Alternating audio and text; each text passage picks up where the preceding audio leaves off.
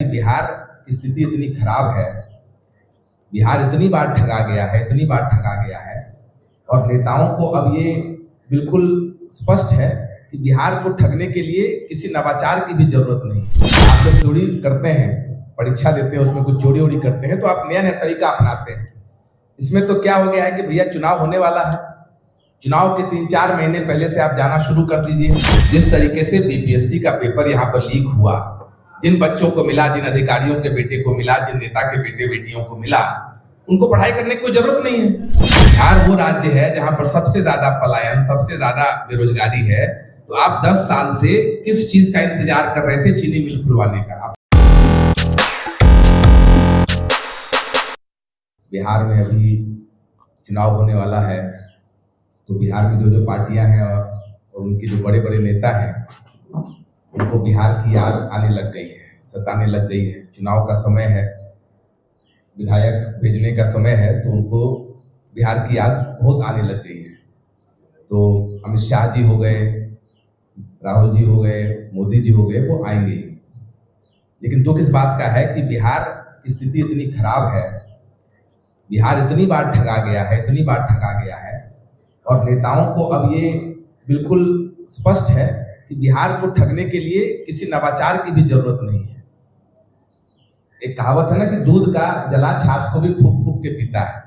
लेकिन बिहार की जनता की स्थिति ऐसी हो गई है कि उसको आप जितना ठग लीजिए, अब नवाचार की भी जरूरत नहीं है। कैसे? तो कम से कम आप जब चोरी करते हैं, परीक्षा देते हैं, उसमें कुछ चोरी वोरी करते हैं तो आप नया नया तरीका अपनाते हैं। इसमें तो क्या हो गया है कि भैया चुनाव होने वाला है, चुनाव के 3-4 महीने पहले से आप जाना शुरू कर दीजिए। जो वादे आपके पिताजी कर रहे थे उसी वादे को दोहराइए। 40 साल पुराना वादा, 50 साल पुराना वादा, ये सब वादा दोहराकर विकास का एक झूठा मोटा मुखौटा प्रस्तुत कीजिए ताकि जनता आपकी बात सुनने लग जाए कि भैया कुछ नया हो रहा है। और उसके बीच में जाति और धर्म का नाम लेकर, जाति और धर्म में समाज को विभाजित करके आप फिर से जनता का वोट ले लीजिए। कुछ नहीं करने की जरूरत है। जिस तरीके से बीपीएससी का पेपर यहाँ पर लीक हुआ, जिन बच्चों को मिला, जिन अधिकारियों के बेटे को मिला, जिन नेता के बेटे बेटियों को मिला, उनको पढ़ाई करने की कोई जरूरत नहीं है। वो क्यों तैयारी करेंगे? उसी प्रकार से नेता के पास एक कुंजिका है। कुंजिका क्या है कि जाति और धर्म। 4-5 महीने पहले आओ, जाति और धर्म की बात करो, वोट मिल जाएगा। तो काहे तैयारी करेंगे? वो तैयारी क्यों करेंगे? हम ही आपको अगर पता है कि परीक्षा में क्या जवाब आने वाला, क्या सवाल आने वाला है, तो हम क्यों तैयारी करेंगे? एक रात पहले करेंगे। तो जो चुनाव आने वाला है तो अभी सारे नेता यहाँ पर आएंगे। और देखिए दुर्भाग्य की बात क्या है कि जनता को इन्होंने एकदम महाबेवकूफ समझ लिया है, जो कि है नहीं। जनता ने मन बना लिया है कि भैया 40 साल से जो नेताओं का राज चल रहा है, तो 2025 में तो विकल्प के अभाव में लोग वोट दे रहे थे। लेकिन आप देखिए जनता ने मन क्यों बना लिया है। अभी हम लोग के माननीय गृह मंत्री शाह जी आए थे गोपालगंज में। उन्होंने कहा कि 20 साल से, 25 साल से, 30 साल से जंगल राज चला, उसमें लालू जी की सरकार थी और सारा चीनी मिल बंद करवा दिया गया। बहुत अच्छी बात कहा उन्होंने। 20 साल से तो आपकी भी सरकार है। उन्होंने कहा अब हमको 25 से 30 फिर से दे दीजिए सरकार, हमको सरकार बनाने दे दीजिए तो हम लोग सारा चीनी मिल खुलवा देंगे। तो 20 साल से आपकी सरकार है यहाँ पर, 10 साल से केंद्र में भी आप बैठे हुए हैं, तो आप किसका इंतजार कर रहे हैं चीनी मिल खुलवाने का? बिहार वो राज्य है जहां पर सबसे ज्यादा पलायन, सबसे ज्यादा बेरोजगारी है। तो आप 10 साल से किस चीज का इंतजार कर रहे थे? चीनी मिल खुलवाने का। आप खुलवा देते। दूसरी बात, ये कहीं और जाएंगे तो रोजगार की बात करेंगे, बुलेट ट्रेन की बात करेंगे, बड़ी बड़ी फैक्ट्रियां खोलने की बात करेंगे, महिलाओं की बात करेंगे। और बिहार आएंगे तो वही बस चीनी मिल, और इनके पास कोई एजेंडा नहीं है। तो अब राहुल गांधी जी आ रहे हैं, फिर आते रहेंगे। तो अगले 6 महीने आप देखेंगे बिहार में अलग अलग नेता आएंगे जो 40 साल पहले उन्होंने वादा किया है, जिसको उन्होंने 40 साल में पूरा नहीं किया है, उसको अब वो अगले 5 साल में पूरा करने का आपको दिखावा करेंगे। लेकिन वो तब होता है जब बिहार में कोई विकल्प नहीं है। अब प्रशांत किशोर जी ने 3 साल से जाकर गांव गांव में विकल्प स्थापित कर दिया है और वो विकल्प जनता की मदद से बनाया गया है। तो इसीलिए जनता ने मोटा मोटी मन बना लिया है।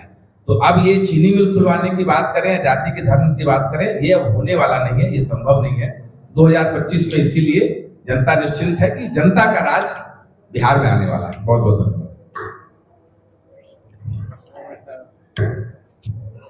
नहीं, कुछ क्वेश्चन करेंगे तो उस पर बात करेंगे। बोलिए, पहले कुछ बोल लीजिए। भूमिका बांधी है, मनोज जी का हुक्म है। तो भूमिका क्या, भूमिका तो विवेक जी ने बता दी पूरी, वो आज के प्रेस कॉन्फ्रेंस की सारी भूमिका विवेक जी ने आपको बताया है कि जो बिहार में परिवर्तन की बयार बह रही है, जो बदलाव है, पहली मर्तबा बिहार की जनता विश्व स्तरीय शिक्षा के बात की चर्चा कर रही है। खेत में, खलियान में, पान की दुकान में, लिट्टी की दुकान में, चाय की दुकान में विश्व स्तरीय शिक्षा की बात हो रही है। पलायन की पीड़ा लोगों के एजेंडे में आ गया है। जो शिक्षा की बदहाली है वो आ गई है। रोजगार, जो बेरोजगारी है वो लोगों के चर्चा में आ गई है। तो एक बदलाव की लहर पूरे बिहार में 35 साल से, जो बिहार में जनता, राजद और कांग्रेस, भाजपा और जदयू के मैच फिक्सिंग से जो 35 साल से सरकारें चल रही हैं, 15 साल लालू जी और उनकी श्रीमती राबड़ी देवी जी, और इधर